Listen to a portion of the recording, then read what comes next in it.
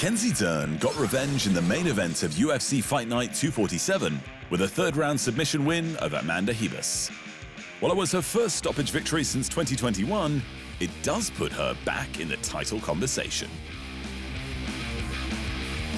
While the fight wasn't action-packed, the scores were even going into the third round, where the BJJ phenom secured the textbook armbar finish.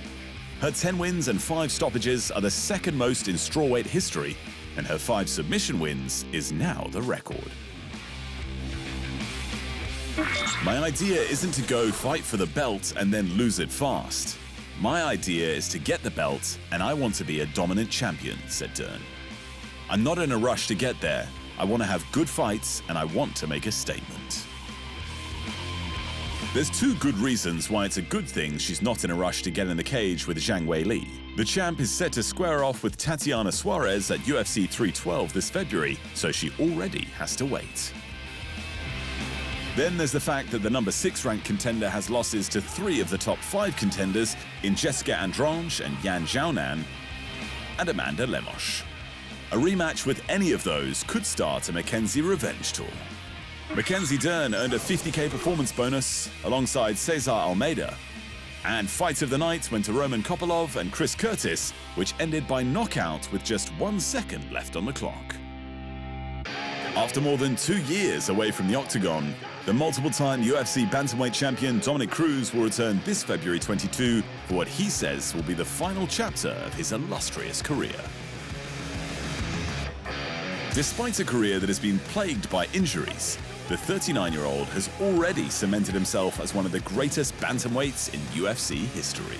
But after being brutally knocked out in his last fight, many wondered if Cruz would retire after his impending bout with Rob Font. And his answer is yes. Not because of my mentality, not because of my skill set. Yeah, I lost my last fight, but I was in that fight every minute of the fight, explained Cruz. It's just a matter of all the injuries and stuff. Can I keep them together to get through the camp? And to the PFL, there could be some bad news coming for the 2025 tournament winners. Early reports say the promotion is about to halve the $1 million prize for season champions. The promotion's unique selling point was its tournament format that forced the best to face the best every season. But future season champions may now be looking at a $500K bonus instead of the $1 million payout. The decision, which happens to come shortly after last year's injection of Saudi money and the Bellator acquisition, indicates a possible change in focus to super fights and pay-per-view events, which is basically what the UFC did 20 years ago.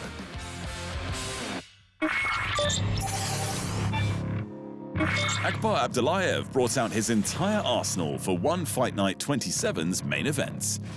The undefeated Kyrgyzstani sensation became the first man to beat the featherweight MMA champ Tang Kai on the One Championship stage.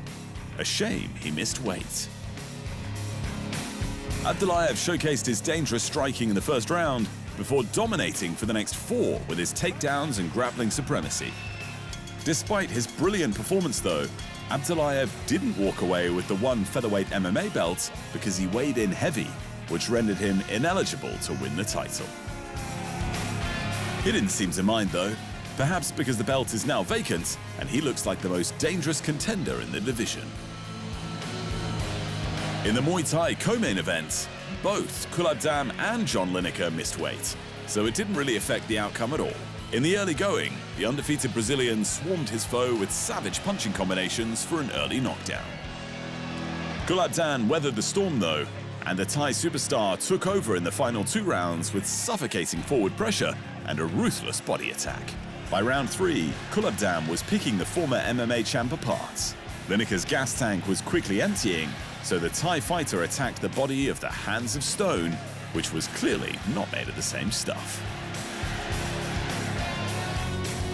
After 9 minutes of frantic action, the judges awarded the decision to Left Meteorite, and he looked particularly chuffed about getting the win. And after years of what seemed like nothing but rotten luck, Denice Zamboanga finally realized her dream of holding one championship gold. She finished Aliona Rasahina to claim the one interim women's atomweight MMA world title. The bout was scheduled for 5 rounds, but Denice the Menace from the Philippines only needed 2. After a strong start from her Ukrainian opponent in round 1, Zamboanga came back to stuff a takedown before taking side control, where things got nasty until the referee stepped in.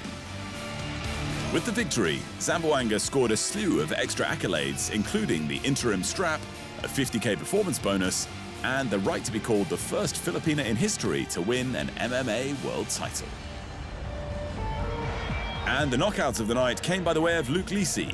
The chef perfectly tenderized Cody Jerome's midsection with a selection of masterful body shots in the first round. Seeing the meat was ready to be cooked, the Canadian then waited patiently before roasting the underbelly and beef cheeks in what was a Michelin star-worthy appetizer for the card.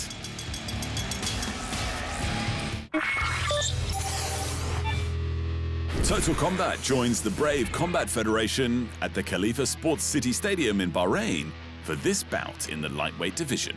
Coming from Dagestan, you'd expect Kamil Magomedov to be a grappling beast, and you'd be right. 14 wins, 14 stoppages, 12 submission victories.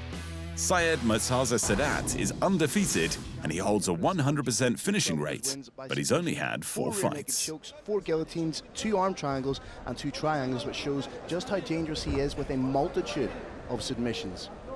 Phil, this is very much a sport in which patience is big shot. And here we see the clinch, the inevitable clinch from Magomedov. Gets the trip, and right now this is exactly where he wants to be. The inevitable clinch, the inevitable takedown, and the inevitable furthering of position. I don't want to say the submission's inevitable, but the submission's kind of inevitable, correct? Good job by Sadat to get that half guard back. Yeah. Brave Nation, athlete of this caliber, a submission master of this caliber. The reason behind these punches is not necessarily to cause damage, it's to get the opponent to move. When you can get the opponent to move in a predictable fashion, you can further position. That will in turn create submission opportunities. Magomedov trying to work. A good job by Sadat to re-guard. A little bit of body head maybe coming up. Oh, quick. Steps through brilliantly, doesn't he? Looks like he's trying to pass isolate. to half guard. Looks like he's trying to isolate the arm on the left side of Sadat. He may well try and isolate both. He's got one isolated. He may slide that near shin across the bicep, elbow area, pinning both of them. Here we go, trying to work for the Kimura. I think Key get that lock. figure 4 grip. The hands are coming close together, closer together, closer together. Interestingly though, he's never won a fight via submission. Or sorry, by a Kimura. He does have 12 wins by submission. It would be his first Kimura. But vicious elbow. Lets it go just to crash an elbow into the dome of Sadat. One of the main techniques, Brave Nation, behind throwing an elbow on the ground is you try and hold the shot back and then spring into it. You saw a perfect example of it there. Sadat really needs to try to get He's out. got to open those feet up and start trying to sweep, start trying to stand, start trying to strike, to submit, to take the back. There's a whole number of options here, but trying to survive with a man like Magomedov on top of you is not a great option. Just cuts through into originally half guard, then side control, and may try and work that arm again. Oh, there's the mount, like a hot knife through butter.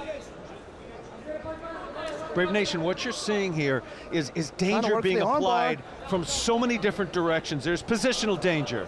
There's danger from the hand. Here we go. Is he impeded by the cage, though? Does He's going to make it work. Watch this technique. Oh, Look at that. Beautiful. Look at that. Creates the angle. Don't care about walls, and there's a tap. Your winner by head and arm triangle from KHK Team Bahrain, Kamil Magomedov.